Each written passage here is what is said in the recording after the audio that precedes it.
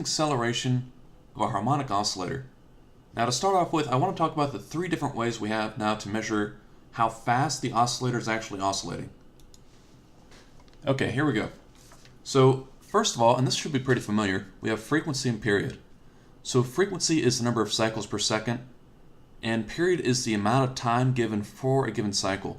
So it's the wave time, it's the amount of time to repeat the oscillation. Now these two are inverses of each other, and it's very straightforward. But now we have a new one. We talked about this last class, but now we have something called angular velocity as well. The formula for angular velocity is omega is equal to 2 pi times the frequency. Alright, another way to write this would be omega is equal to 2 pi divided by the period. Now, let's not get hung up on the name here, angular velocity. We'll learn more about this later and what it actually means.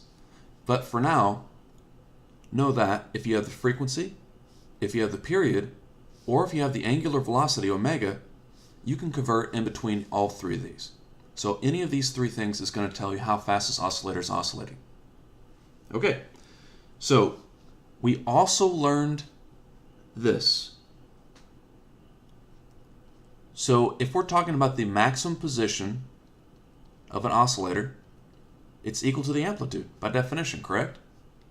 If we're talking about the maximum velocity of an oscillator, it's equal to amplitude times omega. Or you could say it's amplitude times 2 pi times frequency. Or if you want to get fancy, you can say it's the amplitude times 2 pi divided by period. And we also talked about the acceleration, the maximum acceleration. The max acceleration is the amplitude times omega squared. Also equal to the amplitude, and we square this part here, so we get 4 pi squared frequency squared, or we could write it as the amplitude times 4 pi divided by the period squared. So in terms of saving ink here, this is actually an easier way to write this, but any one of these equations will be correct. Okay, so let's go ahead and move on to a problem. Let's say you got a graph of a spring oscillator, a spring pendulum, right? And let's say you're going to graph the actual position versus time. And you get a graph that looks like this. So there's your time axis, and just for simplicity, we'll call the vertical axis x. And let's say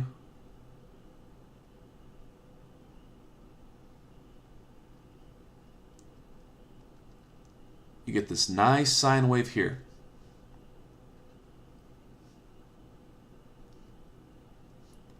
This is 0. This is 50 centimeters. This is negative 50 centimeters. And I'm going to go ahead and put in the times.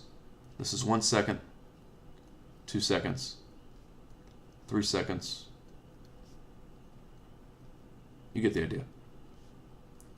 So times measured in seconds. Now, if I gave you this graph, remarkably, you could actually tell me, and we're going to figure this out, we could find the maximum acceleration of this oscillator.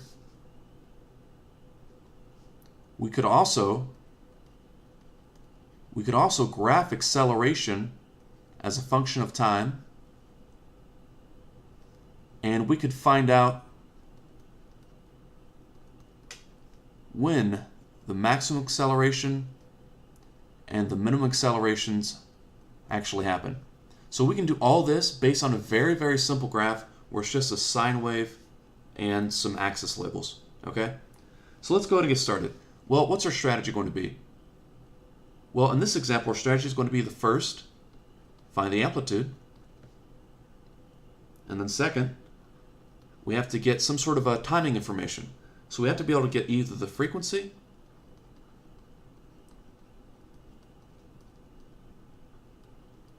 the period or the angular velocity. So we need either the frequency, the period, or the angular velocity here. Okay, well, finding A, the amplitude is very easy. The amplitude is just going to be 50 centimeters. I'll go ahead and convert to meters right away. But what's the timing information? How do we get this in the graph? Well, let's look at period. Remember, guys, the period is the amount of time it takes for a wave to recycle itself. So if this is a time axis, we could say, starting here at 0 seconds, going all the way to 4 seconds, that's going to be one cycle. Now this graph cuts off at 6 seconds, but it would actually repeat, just keep repeating itself over time. We could also say, well, what's the peak to peak time? We could look at when the oscillator is at maximum height here, and the time from here to here would be 5 minus 1, or 4 seconds. So either way you look at it, the period is equal to 4 seconds, which automatically is going to imply your frequency is equal to 1/4 of a second, or excuse me, 1/4 of a hertz, that's cycles per second. And we can even find the angular velocity directly from the period. And it turns out to be 2 pi times 0.25. The units of angular velocity are radians per second, okay? And we will go more into this later, but for now, the unit is radians per second. Okay, so we have the period, the frequency, and even if we need it, the angular velocity. I'm going to leave this in terms of pi for now because I can always just plug pi in later. It'll keep the result cleaner if this isn't turned to a messy decimal right away. All right, so our job is to find the maximum acceleration. Well, you know what? We know already the maximum acceleration is equal to amplitude times omega squared. Or we could say it's the amplitude times 4 pi squared times the frequency. Really, both of these are going to be the same. So pick your poison, and here we go. Now the amplitude is going to be, oh, that's right, it's 0.5 seconds, or 0.5 meters, excuse me.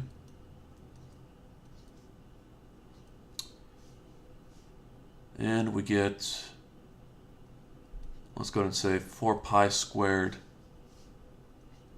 times 0.25 squared. And we multiply this out.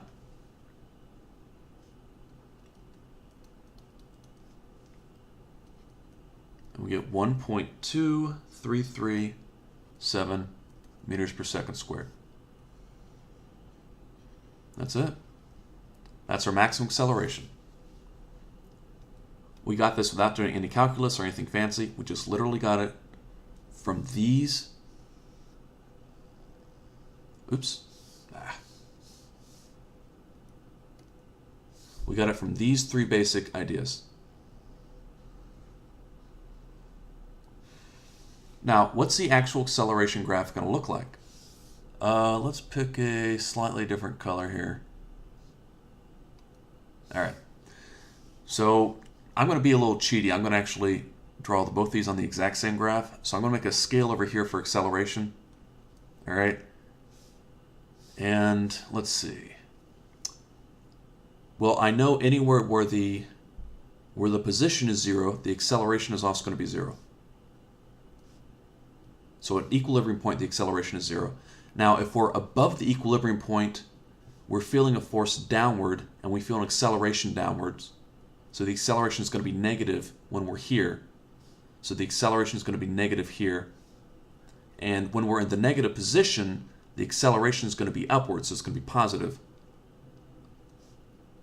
Okay, so we're just going to sketch this out. Ooh. All right, missed that one. Let's get a smoother sketch here.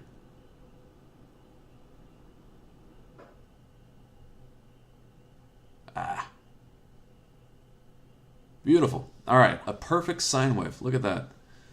So we would just label this max here. This would be a positive 1.2337 meters per second squared. And down here, that would be the minimum acceleration. That would be a negative 1.2337 meters per second squared. And the scale is really arbitrary. You can't really compare the distance scale and the acceleration scale. So, you know, I could have drawn it like that, and it wouldn't really have mattered. They just happen to be kind of equal to each other, just the way I drew it. Now we can actually answer the last part.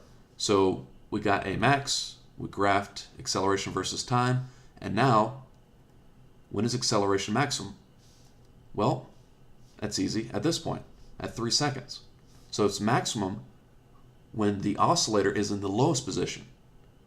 When is the acceleration minimum? Well, the acceleration is the minimum at both 1 and 5 seconds. And we would expect this to repeat every 4 seconds.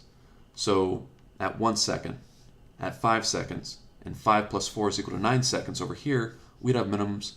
And at 3 seconds, and 3 plus 4 is equal to 7. At 7 seconds, we'd also have a maximum. All right, so these just repeat. Remember, the acceleration curve and the velocity curves had the exact same period and frequency. Okay, they have the exact same period and frequency as a position curve.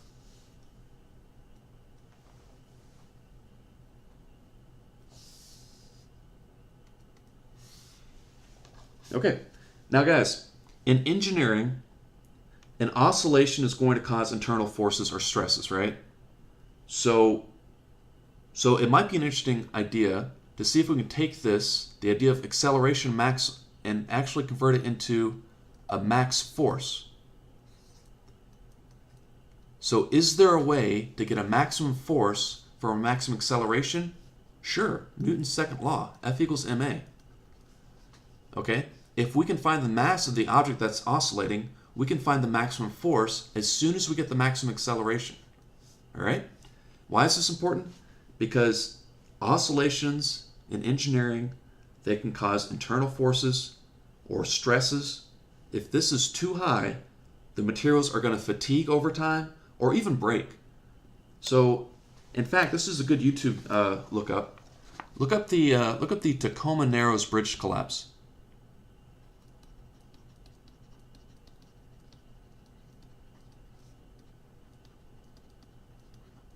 Look up this bridge. There's actually really good video of oscillations on this bridge that get totally out of control. And the forces on the bridge, on the actual materials, get too high for it to handle, and it just breaks. Also think about, maybe think about this, a large tower in the wind. Like a skyscraper. If the wind gets too high, it can actually push this skyscraper side to side. The restoring force, the actual materials in the skyscraper, act like a giant spring, and it's going to oscillate back and forth, okay, with a certain frequency. And based on that frequency and the amplitude of oscillation, it's going to have a certain acceleration. The material is going to feel a certain stress, okay? So if this gets too high, if the internal forces get too high, this building could potentially collapse. All right, so we're going to move on.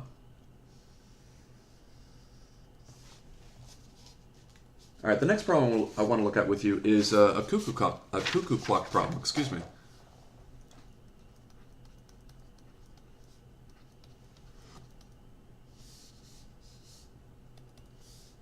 Man, I cannot spell tonight.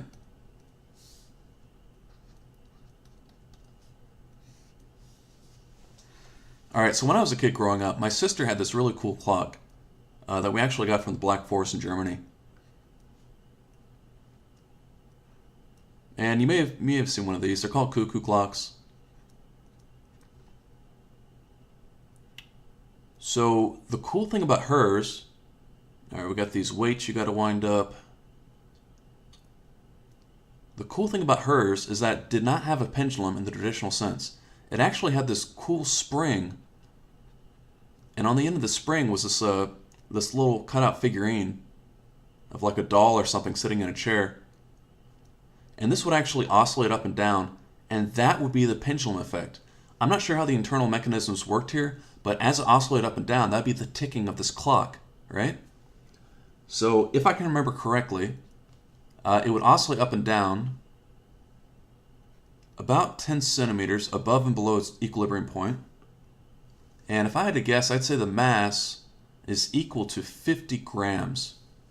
All right? So, you know, now we're going to have an engineering problem here. So, 1 tick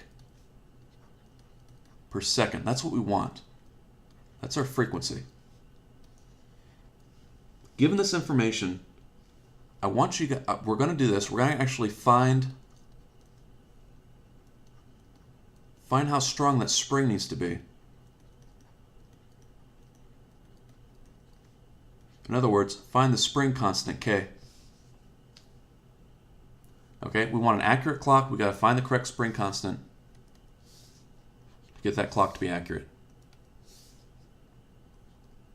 Okay, how in the world are we going to do this? We have 2 pieces of information. Well, here's a strategy. The first one is we're going to find out how fast that clock needs to tick. So we're going to find either F or T or the angular speed omega. All right?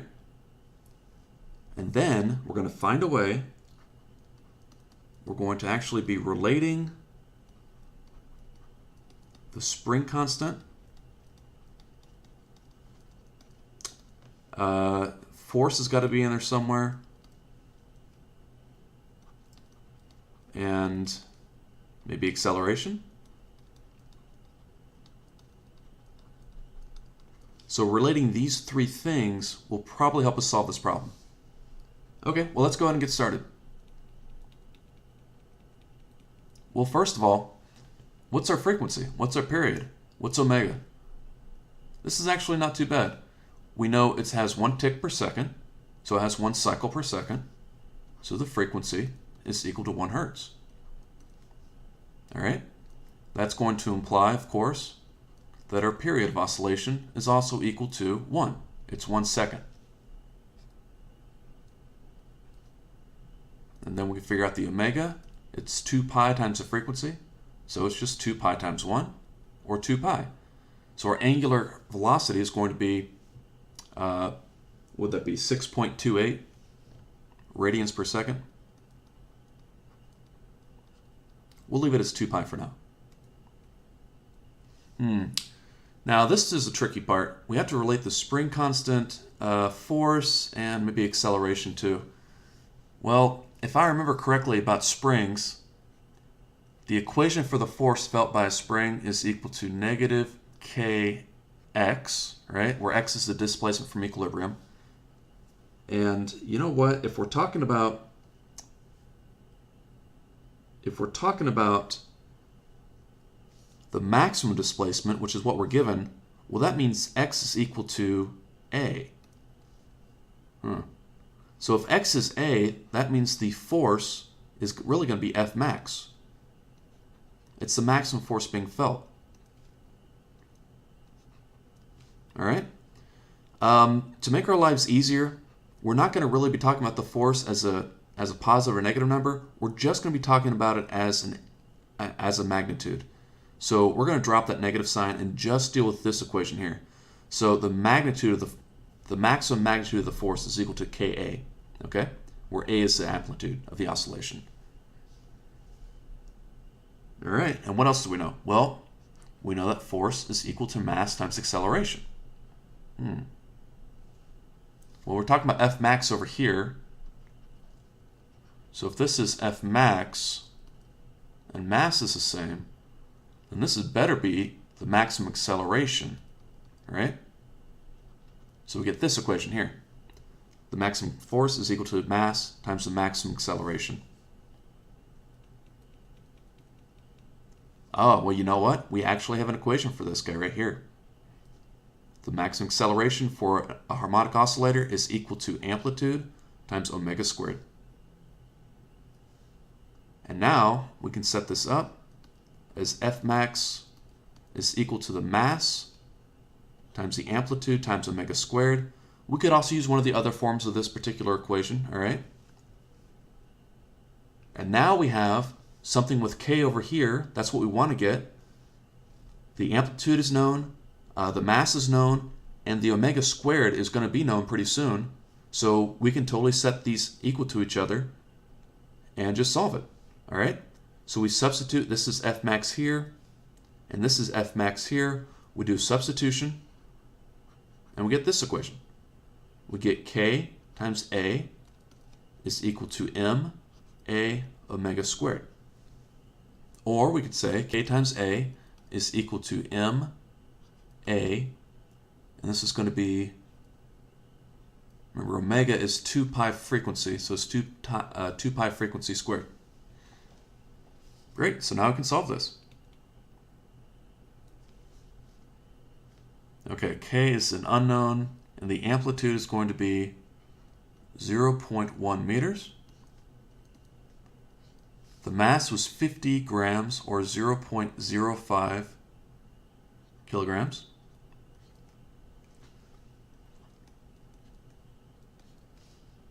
And 2 pi frequency squared, well, remember the frequency was just 1, so I'm going to set this as 4 pi squared, okay? Because this in here is just 2 pi. This frequency is just 1. Now see this? The A and the A on both sides are going to cancel each other out. So you know what's going to happen here? The desired K does not depend on amplitude. So in this clock, there's some mechanism that's controlling the amplitude. There's something internal to the clock that says how far down and how far up the spring is going to go. All right. If you were to let this oscillation die out, the amplitude would die down to 0 instead of 10. But the amplitude actually does not affect K. So we multiply these two numbers together, and we get K is equal to 1.974 newtons per meter. That's what we needed.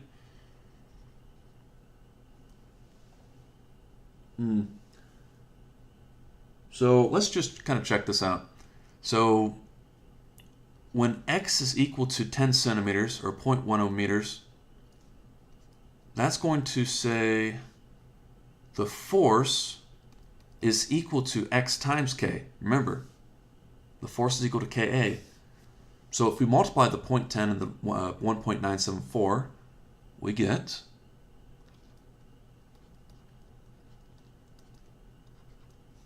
the maximum force is equal to 0.1974 newtons. And that also tells us, if we were to divide this by mass, we can find the acceleration when x is equal to 0.10, the acceleration would be equal to 3.94 meters per second squared.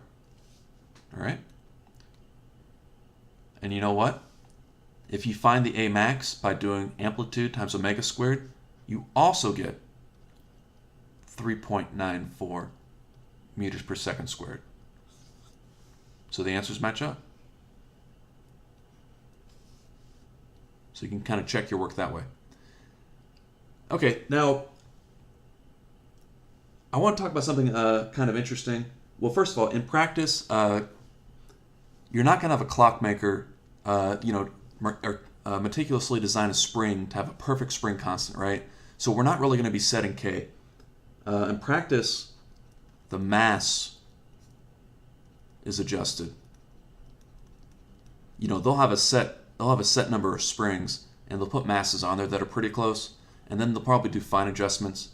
You can add mass, you can just tack weld it on, or you can remove it with a drill or something until you get the perfect mass to match the K. In fact, if you remember correctly, the period is equal to 2 pi square root of mass over K. So as long as this m over k ratio is right, you'll get the desired period. All right? And here's another point. We know k in this problem does not depend on amplitude, but also it does not depend on the strength of gravity, on little g. The crazy thing is, you could take this exact same cuckoo clock, if it's accurate, you could take it to other planets and it would still work with different gravities. You could take it to Mars, where g is equal to 3.711 meters per second squared, and it would still have the exact same accuracy. That's so crazy to me, because you're going to be basing something that works based on gravity, and you're going to take it to a different planet where gravity is different, and it's still going to work. And that's how physics works sometimes. You could take it to the moon. I believe the moon is 1.62 meters per second squared. G is not in the equation at all. And in fact,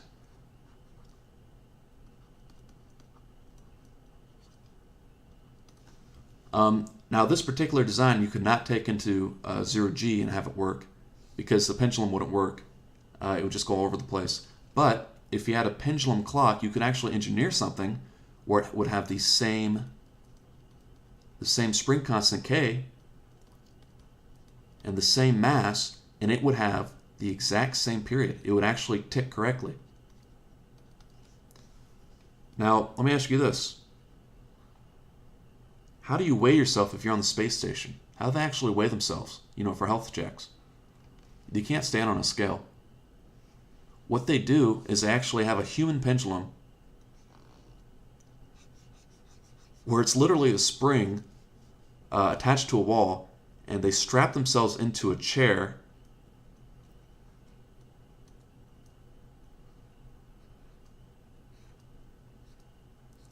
Okay, this is a terrible drawing. I'm sorry. Anyway, they attach themselves to a chair, and the chair is going to oscillate back and forth, and they have a measurement device that actually accurately measures the oscillation frequency of the chair. If their mass is higher, okay, it's going to oscillate slower, and if the mass is lighter, it's going to oscillate faster. And that's how they weigh themselves. Okay, believe it or not. Now it's more complicated than this, because you can't have a free spring like this. But that's the basic idea. All right, guys, that's it. Thanks for watching.